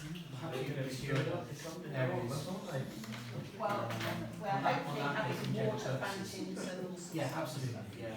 So we move on to general purposes. Can I just say that a lot of communities and towns, when they come down to the environmental impact of their town, has a working group, and it takes years of planning to put things in place to actually protect the town. I know what everyone's saying, it's really good that we're trying to do a lot of things, but we're just highlighting just small little pockets here, there and everywhere. If we're going to do this properly, we've got to have a proper meeting, a proper group organising this, putting things together for the carbon footprint, the tourism side of it as well. It creates one policy for everything, rather than different policies here, there and everywhere. And towns do take a lot building on this, very similar to the neighbourhood plan. Councillor Webb. I do believe that Devon County Council have already adopted an environmental emergency. I think I'm right in believing that, and that by 2030 they believe that they would reduce their CO2 emissions. So we would be working alongside the Devon County Council to use the measures that they have and implement them in the town. And did show Kingsway as well. So everybody's got a copy? Yes. Okay. So action plan and working together. Okay. Alright, so move on then. Thank you. So health and wellbeing working group update, please. Councillor Young. So first of all, I'd like to thank Hilary and Jonathan for the addition to the July 18th decision to include the mitigation of loss of parking capacity. I think that's very welcome and really appreciated. I also appreciate the fact that we've got the statement through which has a statement of policy, a position on that, and includes a statement of position for the services that we want within town. In terms of what's happened in the last week or so, it's been extremely busy. We've had a lot of input from a lot of people, and I wish to thank everybody who's contributed. It's really, really incredible to see the passion that people have and the care that they have for the town of Dartmouth. In terms of the developments, we had the press release from the NHS, which was about the block booking of 2 beds, the fact that they are wishing to listen to our needs here in Dartmouth, which is very welcome, and they explained a little bit about how the Health and Wellbeing Centre is proposed for the top of the hill. That being said, there was also a meeting last week, which I think, if I guess, I think it was about 80 people attended on Thursday, which we listened to the residents of Dartmouth. It was a powerful meeting. We had, I think, 10 of our 16 councillors there listening to your needs and taking in the facts that were being put to us. It came across that the town of Dartmouth is isolated geographically and isolated in terms of access to services, taking approximately 6 hours for a round trip to Torbay Hospital, and in that time one could actually travel by car to London. So we are isolated, and that is recognised. There was also, during that meeting, 3 or 4 heartbreaking descriptions of individuals who have really well and truly suffered as a result of their exposure to the health service. But we need to, what we learned from that is that there are multiple things that we can do to improve what we have in here in Dartmouth. I personally do not want to delay any particular solution in coming to Dartmouth. If we delayed for another 2 years because we don't like the one that's been proposed, we risk another person suffering from a stroke and not being able to receive treatment. We might delay somebody suffering from a heart attack and not being able to be treated. So I will take anything that improves what we have over its current stage. But I do believe that the NHS and the team of Liz Davenport should come and explain the benefits of the health service and what they're intending to do at the top of the hill.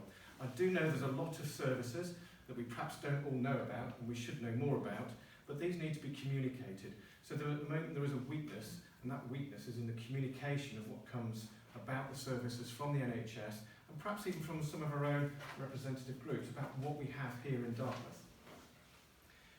It is really quite clear that we do need an MIU and need improved access to X-ray aspects of the MIU, and we need improved access to beds. So at the moment we hear that there's data that suggests it's only 2 beds, but I'm also hearing anecdotally that there's possibly up to 9 beds required across the region for Dartmouth residents. So what is the truth? Let's hear the truth. Let's get that data together so we can hear what the actual truth is there, so we can work along facts. And then we should be looking, if it is true, to make sure that we have the right beds and the right service levels to support those beds. Now, I am aware that there are improved nursing levels required, and there is a certain amount of investment required to support a certain number of beds, but I don't know the facts. I'd like to hear those facts from the NHS. Most of all from the meeting, it was the most incredible to hear hear from the residents of Dartmouth and listen and understand. It was why we were voted in, and I'm truly grateful for everybody who attended, and you know who you are, because there's quite a few in the audience here and from the council. And I will do my best in the coming days. I do have meetings with Liz Davenport and Sarah Wollaston. We will continue to have meetings with South Hams District Council and keep going in the avenue of finding out more what we can do to help them with that new centre. And I also was lucky enough to be able to doorstep Jeremy Hunt on Friday with the help of Lucy and Lynn Gunnigal, such that we managed to make it part of his, well, let's say he was going to mention it to Matt Hancock during tomorrow's cabinet meeting. I think he's going to have a lot of other things on his mind, so I'll be really surprised if he does actually come true as promised. However, I did write to him today and say, I do want some feedback. And so I would like to see, and I offered again that we should send a delegation to speak to Mac Hancock, or one of his colleagues, such that we can put across what happens in Dartmouth, and then also let them learn from the what we have here. It also applies to other communities in remote areas. So there's a lot to be learned, and that we could potentially be part of a solution moving forward. So I'd like to well, thank everybody for their participation. And you have my absolute, utter, firm commitment that I will drive as hard as I can to make sure that we get the solution that Dartmouth requires. And I will not leave any stone unturned.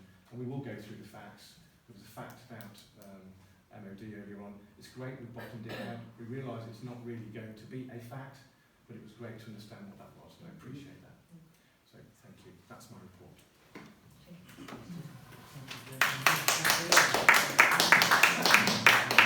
Thank you.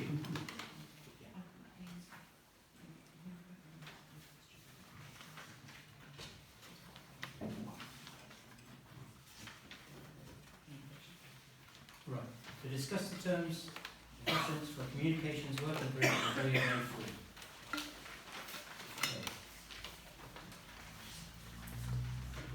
Right, okay. Thank you, Mr. Mayor. Right, has everyone got the draft copy of the terms of reference in front of them? There was a last minute change, which I don't know which version you've got, but the one you may have might say under membership, the first kind of person is the clerk or properties administrator. That should actually read the clerk / administrator / reception. What happened, I'll be honest, is it was another terms of reference and we edited it out, and that was a bit remiss. So that's the reason why that is. So just to kind of run through it with you, the aims of the group are to be responsible for the management of the website, social media, council communications, engagement with the public, the planning of civic events and signage within the town. To also research whether the remit of this working group should extend to the promotion of Dartmouth Town, in particular as a tourist destination. This working group would report back to the General Purposes Committee. In terms of membership, we're looking, obviously we're thinking of the person from the council staff, clerk, administrator, reception, a maximum of 4 members of the council and a maximum of 3 non-council persons who may be co-opted to the group. The reason why I'm quite keen to have non-council members is I want a wider perspective on what we're doing, and I don't want it to be just an insular council thing. I want other people to be able to have their input, and they're the people we communicate with. So I think it's important they have an input into how we're communicating. And obviously, I'm very happy to have the Mayor and Deputy Mayor as ex officio members, and all members of the group will have a vote. So, moving on. We want to appoint a chairman, we'll get to that in a minute, and we'll report back through the General Purposes Committee, but the chairman wouldn't have to be a member of that committee.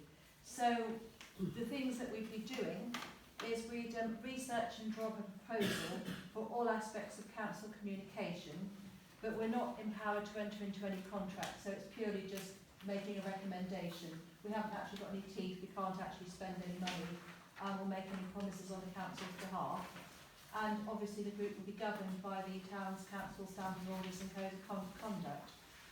Initially, I put here to be held monthly, but I'm actually now thinking that I wouldn't mind 2 a month, so we get 4 done, so we can report back properly for the 1st September meeting. And rather controversially, I'd quite like them to be held in the day, because I'm fed up of all the evening meetings. I'd quite like one in the day, thank you very much. So that's basically what we're going to be doing. Our initial tasks will be to review the communications plan once we've agreed it and submit it to the council for full approval and action. Create a timetable for public events to include clinics, workshop and other opportunities to interact with the residents of Dartmouth, and research current arrangements for the promotion of Dartmouth itself and make recommendations based on those findings. And if approved, move forward with those recommendations. That's it. Thank you. Councillor Gallagher. I read this earlier on today, and I'm very sorry, but I really don't see that there's actually any need for this, and I think it's almost quite insulting to the staff. As far as planning civic events are concerned, our civic events are second to none. They really are, and I don't really think that we need councillors, committees getting involved with that, maybe one or two.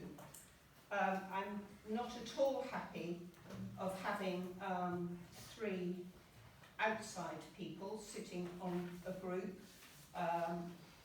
because they're not voted and certainly should not have voting rights. I think the website is working actually extremely well, has been redone and is very easy to use.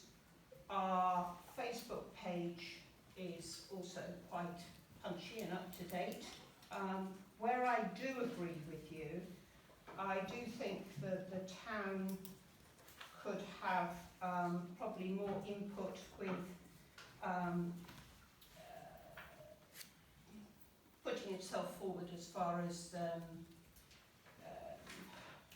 lost my words. Promoting itself. And that doesn't need to be done in a committee. That would be very useful if your expertise were put as a director on the visitors board, visitor centre. We have a board there and we have 2 vacant spaces that need to be filled by a councillor.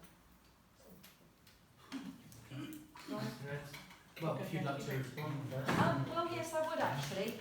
First of all, the reason which I actually explained when I did my introduction that I want non-councillors on the working group is because they've got an outside perspective. We actually need to have more input from people in the town, and I'd like to see people in the town have input in lots of working groups actually. I don't think that I've got all the answers, and I think there's a wealth of expertise in this town, and there's people in this town that want to help make this town a better place, who might not necessarily want to be councillors. So I'm actually very keen that we do have non-councillors on this working group. They are not in the majority, but if they're doing the work, I would like them to have a vote.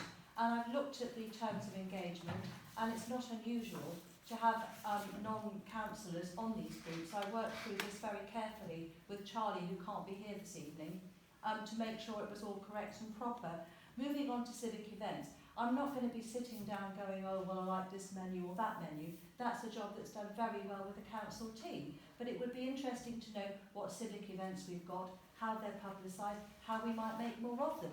Just because we've done these things for a number of years doesn't mean they've always got to be done the same way. Let's get experimental. Let's have a look at what we're doing, and maybe let's see if we can improve things. You know, I mean, things have to progress, Tessa.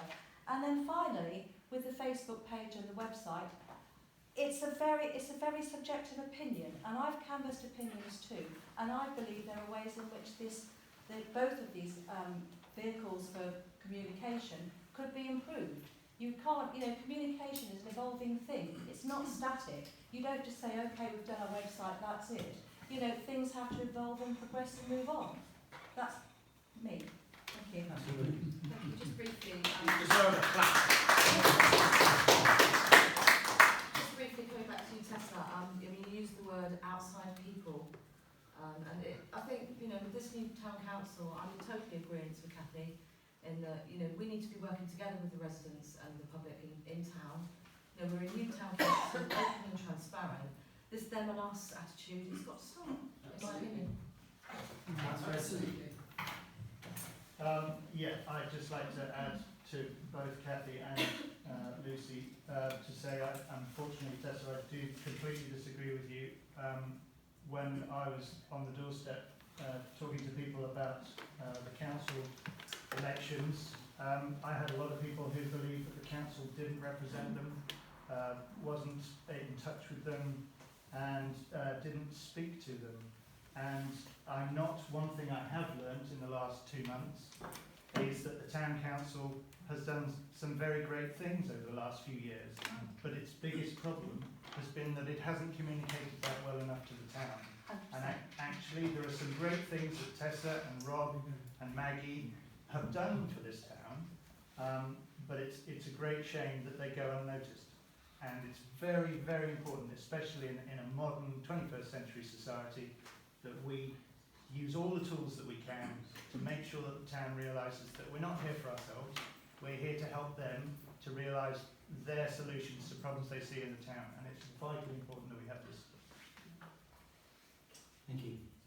Finally, Councillor Bond. Just for anyone who's actually concerned about having non-councillors on the working group, anything that they actually pass still has to go for full council, so if we disagree with it, we can still reject the recommendation. Thank you. Okay. So, we need to. Is there any other questions? Just to clarify, when we're talking about thereafter annually, sort of re-elect chairman, that's less of a working group, more of a committee, I felt, because it's not so much temporary. I absolutely think we should give it a go and see how we get on and look I for was led by continuous Charlie improvement. on this, Diana. So Okay. I found something else that was called an advisory committee, which was in the standing orders and was quite cogent. But Charlie said to me, no, we better have a working group. And then we took a couple of templates, one from Candlelit Dartmouth and one from somewhere else, I can't remember. And they actually, I used that template and they just renewed, obviously Candlelit Dartmouth has to, because it's an annual event. So it seems to me that it's. Okay, so our understanding previously been a working group is a temporary structure. This is you're expecting this to be an ongoing. But that's what Charlie said. No, that's fine. I said just the wanted same to clarify thing. what Yeah, no, we you're meant. right. Okay. That's what I did. That's what I did. Yeah, So, okay. yeah. Thank you. Okay. So, we're going to appoint a chairman. Sorry? Oh, sorry. Council members.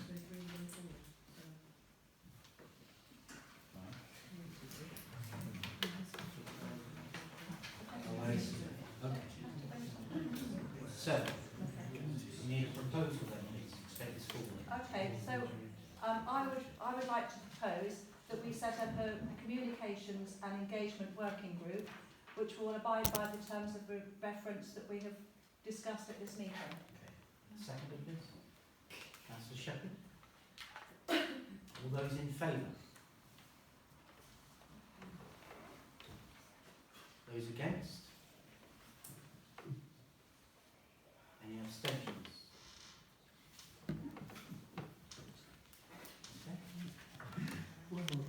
That's carried, thank you. So, appoint council members to this working group. How many are allowed, Four. Four. Well, obviously I'm going to want to be on myself. Councillor Campos and Councillor Evans. I would like to I'd like to have a go. I'm just concerned with the fortnightly on top of other things. Yeah. So I don't know whether that's going to tread on, if I take a place of someone that may feel they can commit more, but I would like to have a go and I can do. Does anyone else want to have a go? I would like to, I've got a lot on the corporate property, and I'm panicking a little bit about that. Okay, so anyone else? I'll wait to see. Councillor Shepherd. Well, should we give it a go, Diana? Yeah. So how many have you got? Four. now. I'll give it a go. Okay. So we need to appoint a chairman. I propose Cathy. Second. Okay, all in favour? Can I vote for myself? Yes. Those against? And abstentions. Okay, thank you. Item 18, to answer questions from members asked in accordance with Standing Order 29.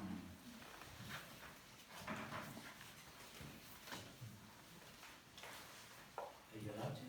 Not really, but I would like to ask a question if I may. I've had to sit here for. Yeah, we've all, public and our standing side, we've had to sit here going through this agenda tonight.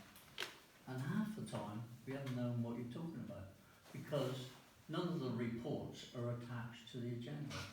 For example, there's 2 or 3 examples on it, but I'll just pick out one just to get Mrs. Councillor Case going. There's one here to discuss and approve the complaints policy.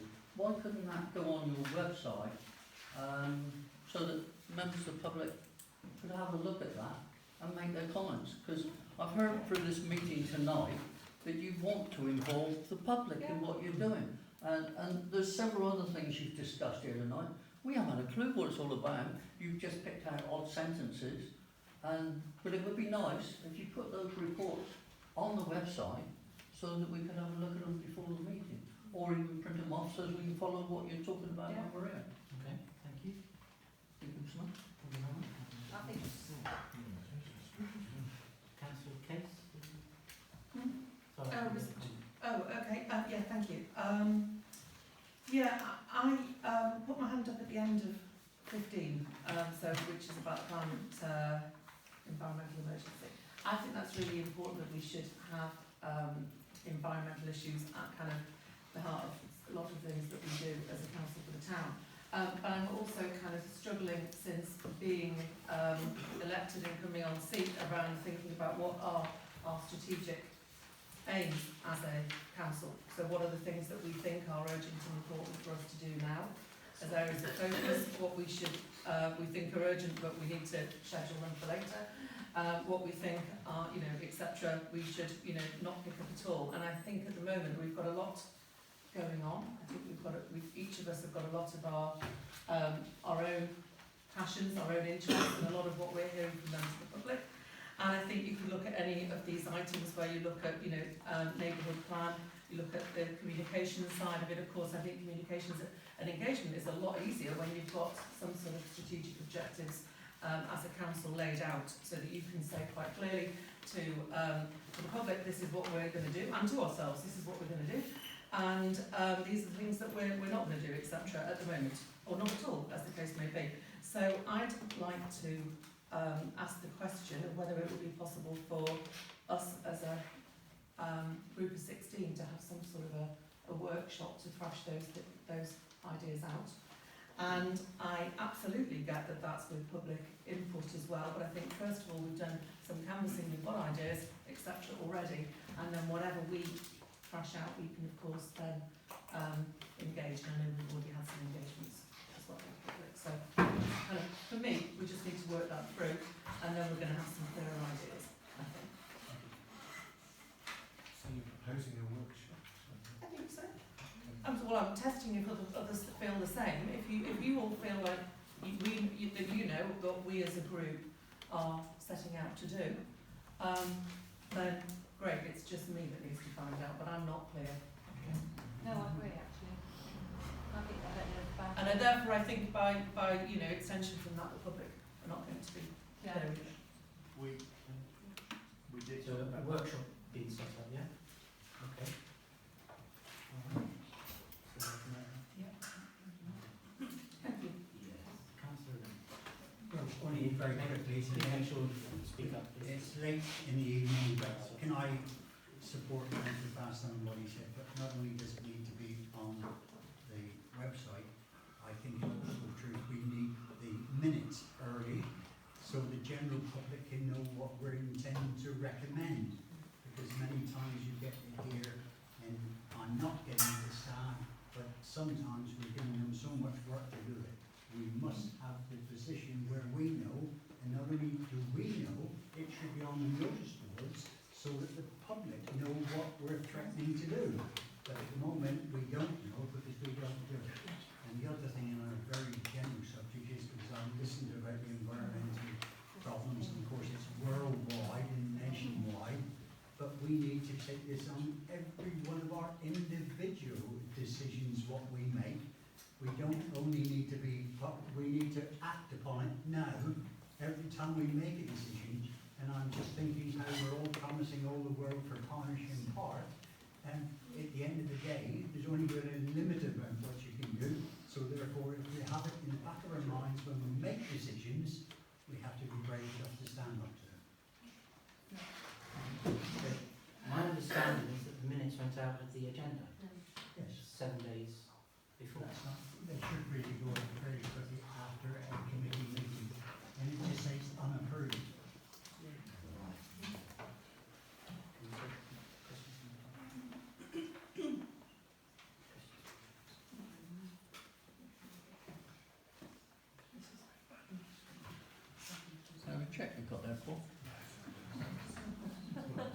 we're trying to stop.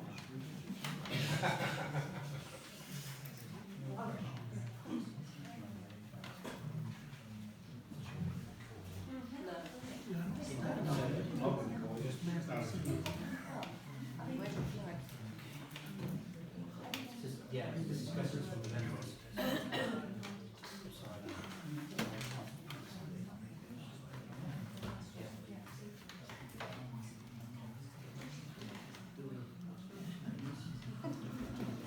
Yeah, good question. Can I just say, there is a piece of paper here that was taken, advice taken by our previous clerk, Mrs Tracy Rowe, and this is her reply to the council.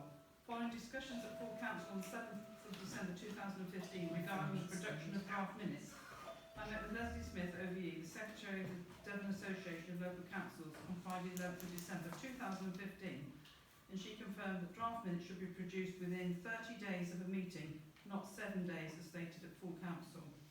So that is that. Okay. All right. I'm sorry, Paul, but this is questions from members. Okay, thank you. So items for the next agenda. It says that to note that the emergency plan will be moved to the General Purposes Committee. Councillor Gunn. Can I ask, please, that on this agenda we have no reports from outside bodies. A lot of us sit on outside bodies and nobody knows anything about them now. Councillor Williams. Could I ask that we request police to finally attend a meeting they've missed two now to update us on the police presence in Dartmouth until such time CCTV is up and running, which is in the pipeline. I myself left a 101 telephone call for our new sergeant 3.5 weeks ago and have not had a response. I had an email from him to send his apologies for tonight. He's now in situ and he's hoping to attend the September meeting. September? Well, there's no meeting in August. I know, nightmare. Councillor Evans. The town's crying out for help on this. I would like to move, based on the fact that we've expressed interest in supporting a community-led neighbourhood plan, that I'd like to come back in the September meeting with a recommendation of a committee and approval to go forward and take a vote on it. For the next agenda. Thank you. Okay, and finally, sorry. I have three things. We've discussed possibly moving optimising the parking at the top, and that included the coach stop potentially being moved. So it'd be great if we could bring a discussion point regarding that to the next meeting. Is that possible? Okay. And I'm sure that we could CCTV at some point, but is that something else that should be brought to the next meeting? That's from corporate property. Okay, in that case then that's covered. Okay, thank you very much. Thank you, everybody. Oh, Is that? do we need to repeat the two that I've mentioned already for September? I mentioned in the last meeting. No, environmental issue. No, so North Development and Dartmouth together.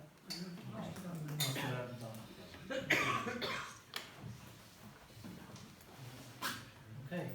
Thank you. Anything else? Meeting's closed. Thank you very much.